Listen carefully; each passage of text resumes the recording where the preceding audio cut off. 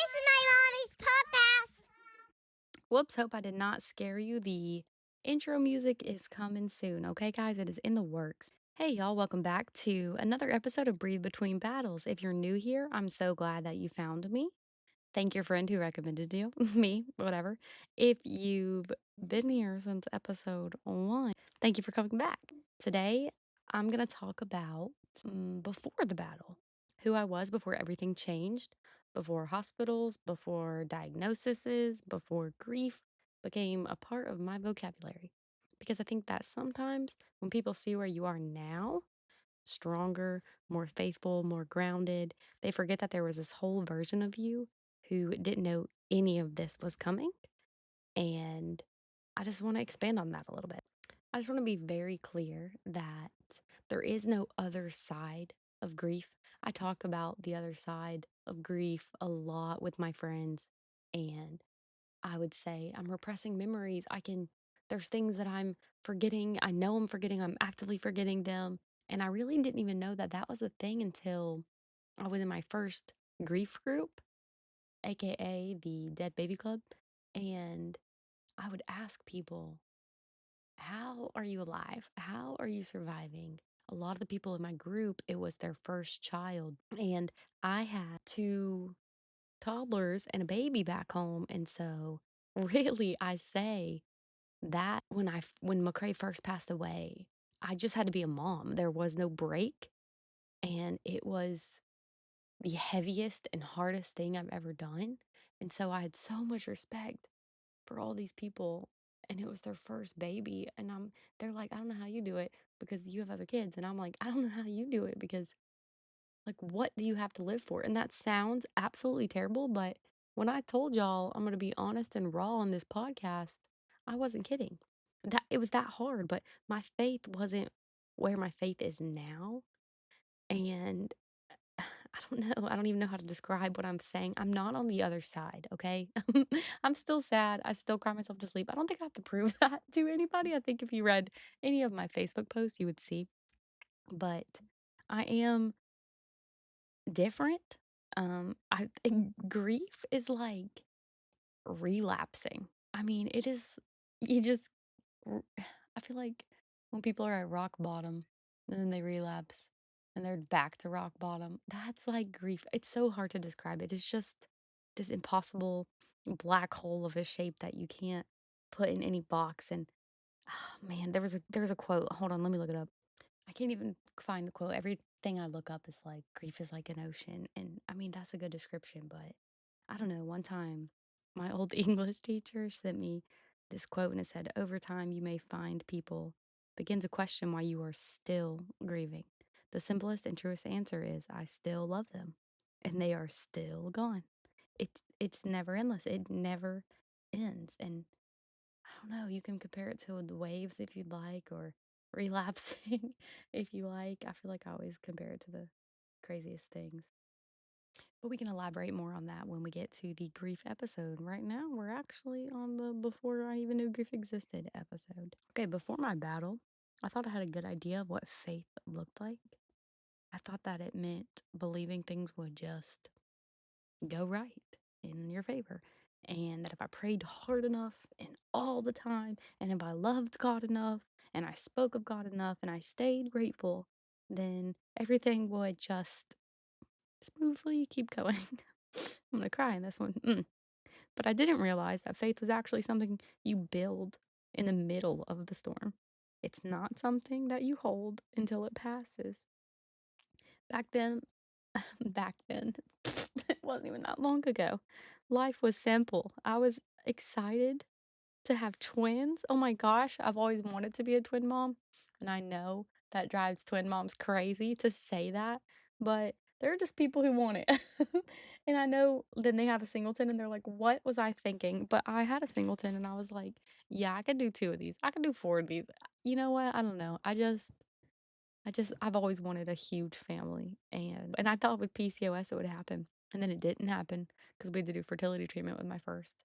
Then it didn't happen with my second, and then it did happen with my third and fourth. But even though I have other kids, life I still would say was simple, in comparison to what my life is now. I just didn't have any clue what was in store for me and what was just waiting on me. I imagine bedtime routines and 2 pairs of every clothing item and 2 cribs, and I still have 2 cribs, guys. I still have McRae's little bassinet set up, and some people think that's weird and some people think that's unhealthy, but, you gotta do what you gotta do to cope. But it's so funny because when you're thinking about, before, when I was thinking about my life, it felt permanent that was gonna happen. It was so hard. I love all the babies that McRae was in the hospital with. Wow, I didn't realize I was gonna rip off the Band-Aid in episode 2, but, all those babies, I got to see them go home, and I love that. Would never, ever, ever trade places with them.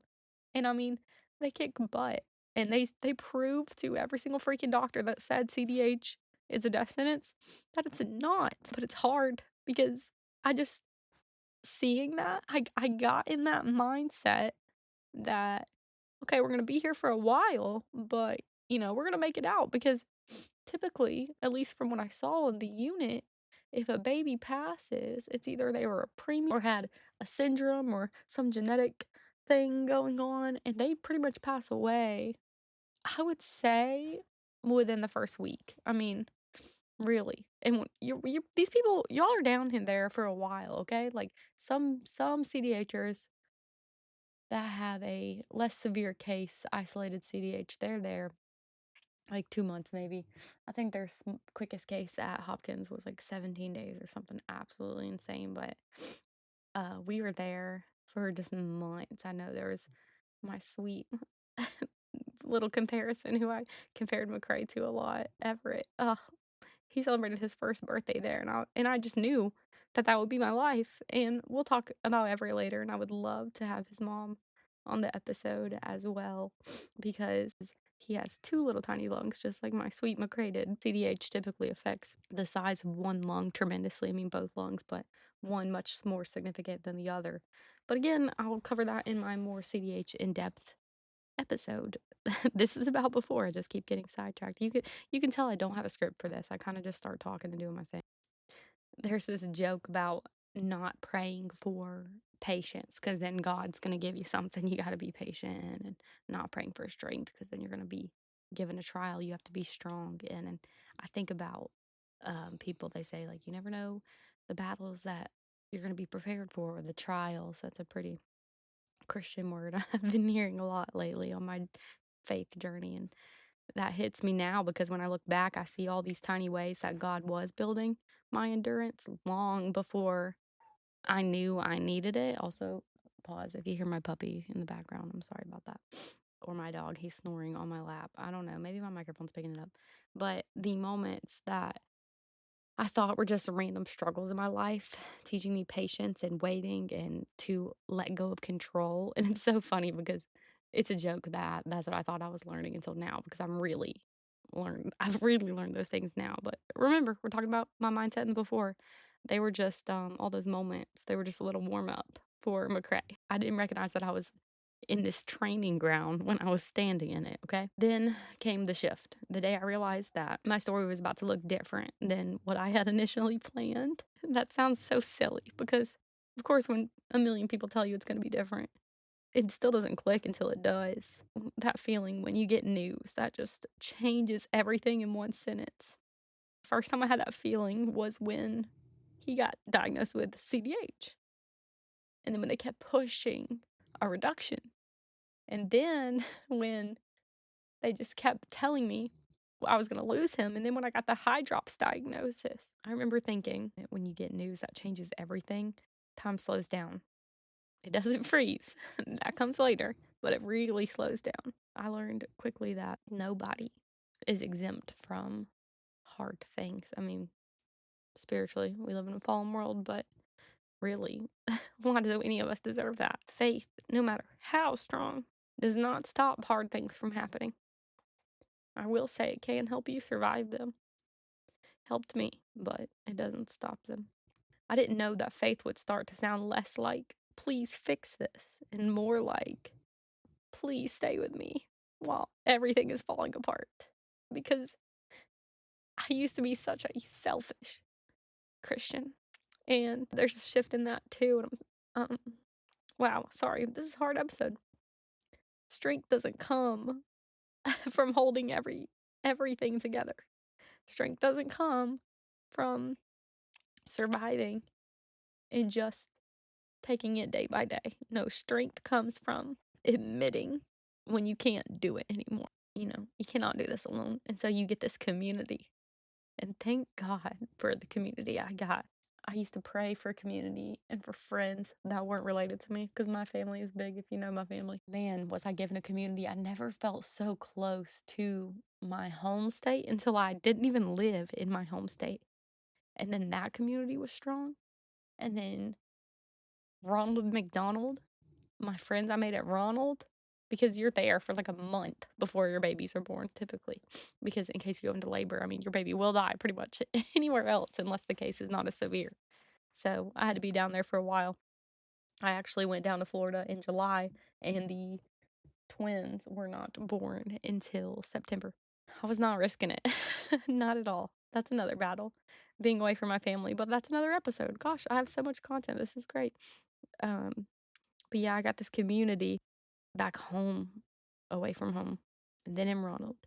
And then once you're on the CDH unit, oh man, it's like there's this weird moment where you're just so ready for your baby to be born, typical normal pregnancy, but you're so freaking scared because they have minutes to get them on life support. I mean, I don't like to cuss, but when people say shit hits the fan, like it's like that. I mean, the second that baby, I didn't even know what my twins were.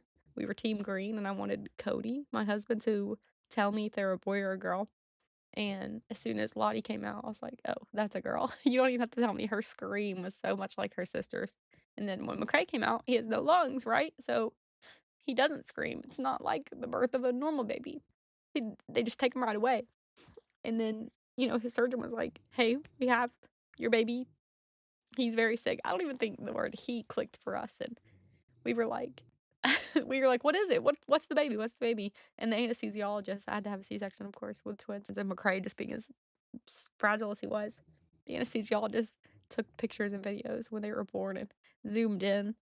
And we saw that he was a boy just from the picture. So Cody was like, it's a boy. And it's so crazy because some people are completely wrong about what they're having. But I knew with everything in me that I was going to have a girl and a boy. Always knew McRae was a boy. I mean, the second I found out he was sick, I was like, he's a boy, without even ever looking at the ultrasounds because they were really good about us not looking. Let's get back on track. I'm going to think about the version of who I was before this battle. I don't judge her. She didn't know what was coming. She was doing her best. Man, I'm trying not to cry. Sorry. I'm proud of little baby Chloe. And I think about you, whoever's listening. Maybe you're in your own before season right now. And life's okay, but you feel that little tug in your spirit, like you feel something shifting. A lot of people feel spiritual warfare, but I'm just talking about, I don't know, impending doom. I don't know what to say. But I know what I can tell you is that you're already being equipped for the battles that you can't see yet. And when they come and you realize he's been walking beside you this whole time, you'll see it. It might take forever because everybody goes through that phase. I was so mad, so angry after McRae died. I see a lot differently now. I'm trying to wrap this up. I feel like I didn't even get to get into it. Next week, I'm going to talk about what it looked like when the battle actually began. This was supposed to just be about before, and pretty much it is. I want to talk about the early hospital days, the very first wave of fear, minus the he might die when he was born. It was just battle after battle after battle given to us at the beginning, which inspired the name for this whole podcast. And I'm going to talk about the smaller moments of grace that showed up in the middle of all of it, and those moments where I did get to breathe in between the battles. But until then, I want you to remember to give yourself grace for who you were before your battle. You didn't know, but that's the reason that you're standing here today. I'm going to wrap this episode up. because I'm gonna go cry. But I love you. And take a deep breath, all right?